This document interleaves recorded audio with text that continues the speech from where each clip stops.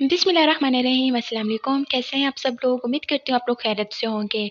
आज की इस वीडियो में मैं आप लोगों के साथ शेयर करने लगी हूँ रमज़ान स्पेशल मटन की रेसिपी, जिसे बनाना बहुत आसान है। आप इसका लुक देखेंगे ये कैसा बन के तैयार हुआ है। तो मैं अभी इसका ढक्कन हटाने लगी हूँ और माशाल्लाह से देखेंगे कितना खूबसूरत लग रहा है ये। खाने में भी बहुत मज़े का था। तो इसे बनाना कैसे है?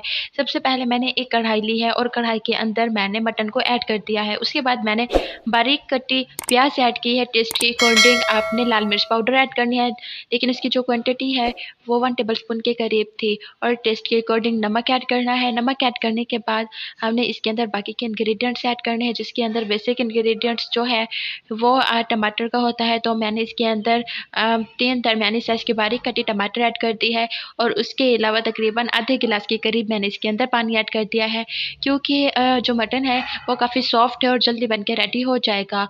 और तकरीबन 7 मिनट बाद आप इसे देखें कि जो पकने का प्रोसेस है वो शुरू हो चुका है। और यहाँ पर आप लोग देख सकते हैं कि मैंने इसका जो खुद का पानी है वो भी निकल आया है।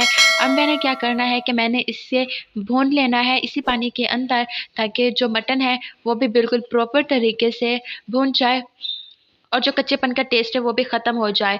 तो तकरीबन मैंने इसे कवर कर दिया था 4 मिनट के लिए। उसके बाद मैंने इसके अंदर मटर ऐड कर दिए हैं, क्योंकि मटर बहुत ज़्यादा अब सख्त आने लगे हैं, तो ये गलते नहीं हैं ज़्यादा आसानी से। तो मैंने उसकी भुनाई से पहले ही मटर ऐड कर दिए हैं इसके अंदर।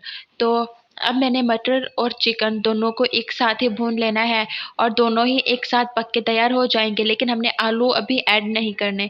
तो अब ये बिल्कुल रेडी हो चुके हैं। तो अब मैंने इसके अंदर तकरीबन 4 टेबलस्पून के करीब कुकिंग ऑयल ऐड किया है और उसके बाद मैंने इसे फिर से कुकिंग ऑयल मतलब खाने का तेल जो होता है, घी या फिर ऑयल, कुछ भी आप यूज़ कर सकते हैं। तो तकरीबन 2 मिनट 3 मिनट तक भून लेने के बाद अब जो फ्लेम है वो मीडियम टू हाई पे है।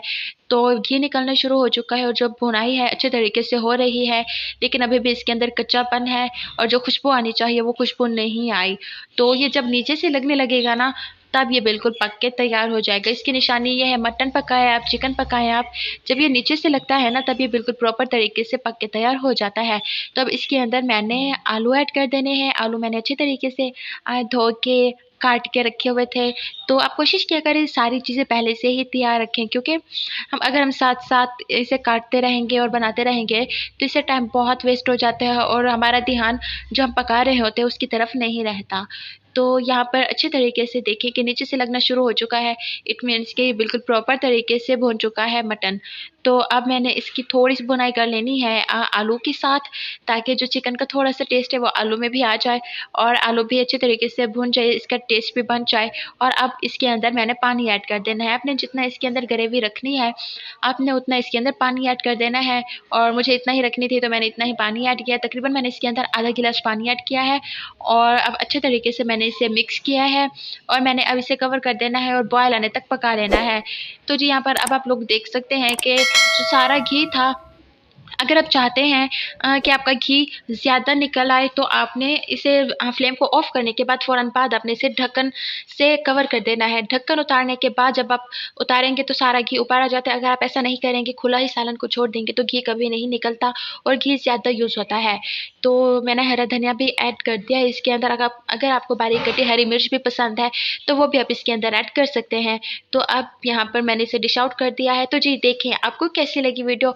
वीडियो पसंद आई हो तो फैमिली फ्रेंड्स के साथ शेयर कीजिएगा। चैनल पर नए हैं तो प्लीज़ चैनल को भी सब्सक्राइब कर दें। अब मैं आप लोगों को इसका लुक